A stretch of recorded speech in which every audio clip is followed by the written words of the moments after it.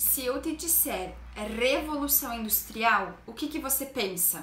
Se você pensou em fábricas, produtos sendo produzidos em grande quantidade, muitas pessoas nas cidades, trabalho excessivo, várias e várias horas dentro de uma fábrica, modernização do mundo, trens, energia a vapor, Inglaterra, século XVIII. Então, você pensou certo! Bem-vindos à aula sobre Revolução Industrial. Foi uma das maiores transformações da história. Em cerca de 100 anos, a Europa de sítios, rendeiros e artesãos tornou-se uma Europa de cidades abertamente industriais. Os utensílios manuais e os dispositivos mecânicos simples foram substituídos por máquinas. A lojinha do artífice pela fábrica. O vapor e a eletricidade suplantaram as fontes tradicionais de energia, água, vento e músculo. Os aldeões, como suas antigas ocupações, se tornaram supérfluas, emigraram para as minas e para as cidades fabris, tornando-se operários da nova era, enquanto uma classe profissional de empresários, financeiros, empreiteiros, de cientistas, inventores e engenheiros se salientava e se expandia rapidamente. Era a Revolução Industrial. Trechinho do livro de William Henderson, A Revolução Industrial, página 7. Em palavras muito simples, para introduzir o nosso conteúdo, a Revolução Industrial foi responsável pela introdução de máquinas no cotidiano das pessoas para produzir produtos em grande número. Isso tudo começou a acontecer na Inglaterra do século XVIII. Por que na Inglaterra e não em qualquer outro lugar?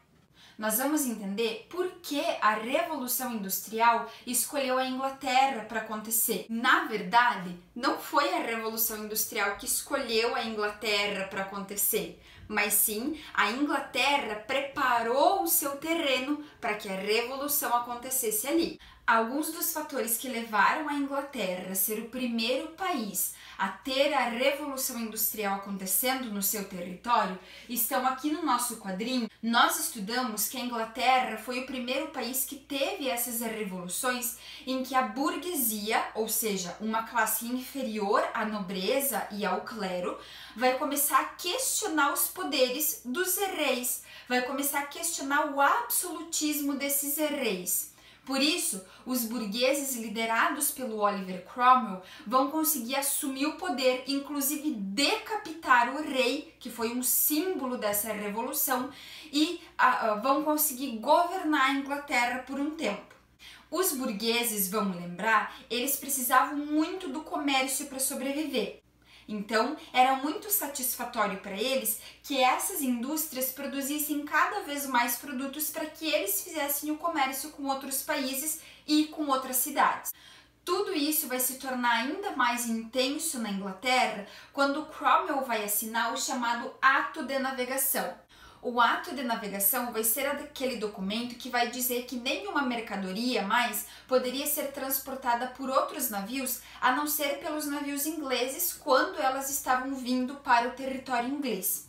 Dessa maneira, o Cromwell vai organizar uma poderosa frota naval e esses produtos produzidos nessas fábricas vão ter exatamente um veículo para distribuir para outros países, os navios. Caso você queira relembrar mais sobre o ato de navegação, lembra que tem um vídeo aqui no nosso canal tratando sobre esse assunto histórico. Os burgueses no poder também vai ser algo que vai ajudar esse campo inglês se formar para a Revolução Industrial acontecer ali. Porque, como eu já disse, esses burgueses precisavam de produtos para vender. E nada melhor do que ter uma fábrica produzindo esses produtos o tempo todo e em grande quantidade. Por mais que a gente tivesse a implementação de máquinas, mas a mão de obra humana ainda era muito necessária para que essas indústrias funcionassem. Por isso, os cercamentos ou enclosures, eles vão ser muito fundamentais para que essa população saia do campo e vá morar na cidade em grande quantidade. Os cercamentos foi aquele momento da história inglesa em que as terras das pequenas propriedades foram cercadas para colocar mais ovelhas ali, para ter mais produção de lã e posteriormente de tecidos. Então aquelas pessoas que tinham as suas terras ali foram expulsas e tiveram que morar nas cidades. Posteriormente, elas vão ser os futuros trabalhadores dessas indústrias. O fato da Inglaterra também ter riquezas naturais favoráveis vai acabar auxiliando nesse processo de revolução industrial. Ferro e carvão eram materiais muito abundantes naquele território. O ferro era necessário para fazer essas máquinas, né? Por isso nós vamos ver o desenvolvimento de uma metalurgia, porque essas máquinas precisam desse elemento natural para serem construídas, e também o carvão, que vai dar início a um novo tipo de produção de energia, a não ser aquela energia produzida pelo vento, pela água ou pela própria força braçal dos seres humanos. O carvão e o ferro vão ser dois símbolos importantíssimos para a Revolução Industrial, porque sem eles dois, esse movimento não teria acontecido. A Revolução Puritana também vai ser importante porque ela vai ser a religião dos burgueses que estão no poder nesse período, e essa religião vai incentivar os seus fiéis a buscar muito o trabalho e a poupar o dinheiro que as pessoas conquistam desse trabalho. Depois de entender todos esses fatores, fica muito mais claro de compreender o porquê da Inglaterra do século XVIII ter sido o primeiro país a receber esse grande movimento, essa grande mudança da estrutura da sociedade, que foi a introdução dessas fábricas. Entendido isso, a gente precisa pensar que esses produtos eles precisavam ter pessoas para comprar. Mas será que tinha? Esse processo de produção industrial, ele vai ser favorecido por outros fatores também aqui na Inglaterra.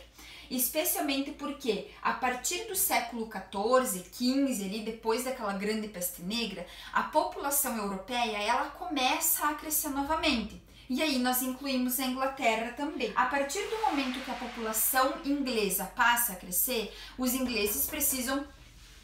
Já vou comer. A partir do momento em que essa população inglesa começa a crescer, a Inglaterra precisa produzir mais alimentos para saciar a fome de todas essas pessoas. Então, no campo, algumas inovações tecnológicas vão acontecer, como, por exemplo, a utilização de um arado que mexia muito melhor o solo e trazia aqueles nutrientes para a superfície, fazendo com que as plantas elas vinham com muito mais vigor e produzissem mais no mesmo espaço de terra. Uma população bem alimentada quer dizer que ela vai viver mais tempo, vai ser mais saudável, vai ter mais filhos e por isso cada vez mais a população cresce. Quando a população cresce, ela não precisa só de comida e de água, mas ela também precisa vestir roupas. E aí sim, nós vamos começar a ver que os interesses dos burgueses começam a ser atendidos, porque para produzir roupas a gente precisa de mais lã. Se a gente precisa de mais lã, nós precisamos de mais ovelha, porque são das ovelhas que provém a lã. Se nós temos mais lã e mais ovelha, nós precisamos de alguma máquina para transformar a lã em tecidos. Então nós temos mais máquinas. Se nós temos uma demanda muito grande por tecido, por transformar essa lã em fios e depois em tecido e posteriormente em roupas, nós precisamos de fábricas. E essas fábricas que vão surgir na Inglaterra, o ponto forte delas vai ser a produção de roupas. Por isso nós chamamos essas indústrias de indústria têxtil, porque produz tecido. Para que toda essa cadeia aqui se desenvolvesse, isso tudo se torna uma bola de neve. Para a gente ter mais indústrias, para a gente ter mais fábricas, nós precisamos de máquinas. E para fazer as máquinas, nós precisamos desenvolver uma indústria metalúrgica de produção de ferro e produção dessas máquinas. Então aqui nós temos mais uma indústria surgindo além da indústria têxtil. Muito mais do que isso, a força braçal ou a força animal é suficiente para tocar todas essas indústrias que estão crescendo? Não. Por isso, a invenção de uma nova fonte de energia, a não ser a eólica, a não ser aquela que provinha da água e nem da força braçal, ela vai ser a energia a vapor.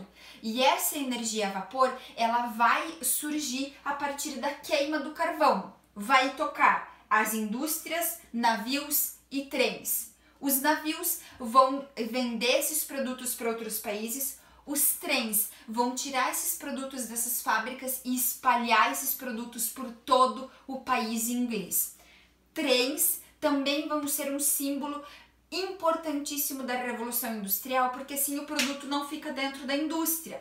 O produto, assim que pronto, já cai dentro de um trem e o trem a vapor tem muito mais velocidade, acaba cruzando a Inglaterra com muito mais rapidez. Um beijo e até a próxima aula!